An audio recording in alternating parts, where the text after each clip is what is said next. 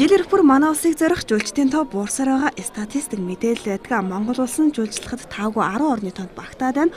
Онгон тансаг байгалийн үзэсгэлэнтэй гэж омгшихоос өөр жуулчдыг татах гой зүйл алдаг гэж гадны хэвлэлүүдэд шүмжлүүлсэн ч удаатай.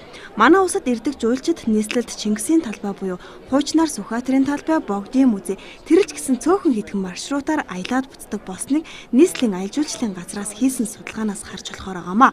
Жуулчид төв газар гэхээсээ илүүгээр хөдөө байгалийн онгон тансаг газруудаар аялах сонирхол их байдаг. Харин орон нутгийг зорих жуулчдын тоо буурсан байна. Манай улсад ирсэн жуулчдын сэтгэл ханамжийн судалгаанд орон нутагт байдаг жуулчны баазуудын ахуйн орчин муу, жуулчдын амрах аялах тав тухтай, эрүүл орчин бүрдээгүй, наад зах нь бийцэх газрыг шийдээгүй байдаг гэх мэт сэтгэлдлүүдийг битсэн байдаг байна. Хамгийн гол нь гадны орчноос эхлэх ёстой.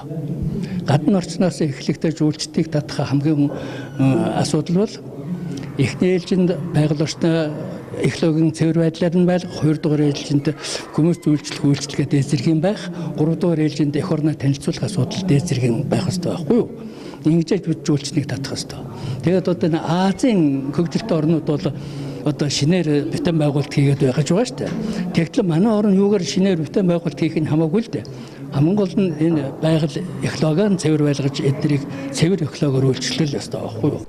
Ийм жуулчдыг татахын тулд аялал жуулчлалын таатай орчинг бүрдүүлэх шаардлагатай гэдгийг салбарынхан үзэж байна. Инхийн тулд жуулчны баазын орчинг илүү боловсронгуй болгож, аялагчдын тав тухыг хангасан байх гэх мэт стандартуудыг энэ жил албан ёсоор үйл ажиллагаа явуулах жуулчны баазуудад тавьсан байна.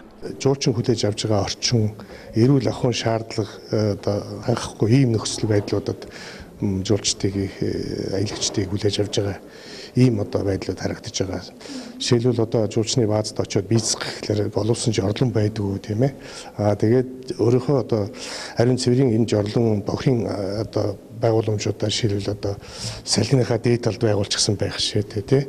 Энээс одоо өөрийнх нь жуулчны бааз орж байгаа очтойгож очтвол одоо тавдахгүй байдлыг бий болгож тэр тавдахгүй байдалд одоо амархад аялахад одоо хэцүү байдалтай байд. Манай улсын онгон дагшин байгалийн үзэсгэлэнт газрыг дүүшиглэн эдийн засгийг хөгжүүлэх боломж байгаа гэдгийг эдийн засагчид онцолдог. Иймд жил ирэх бүр буурсаар байгаа жуулчдыг нэмэгдүүлэхийн тулд жуулчдын ая тухтай амарт зугаалах орчин нь сайжруулах шаардлагатай гэдгийг онцолж байгаамаа.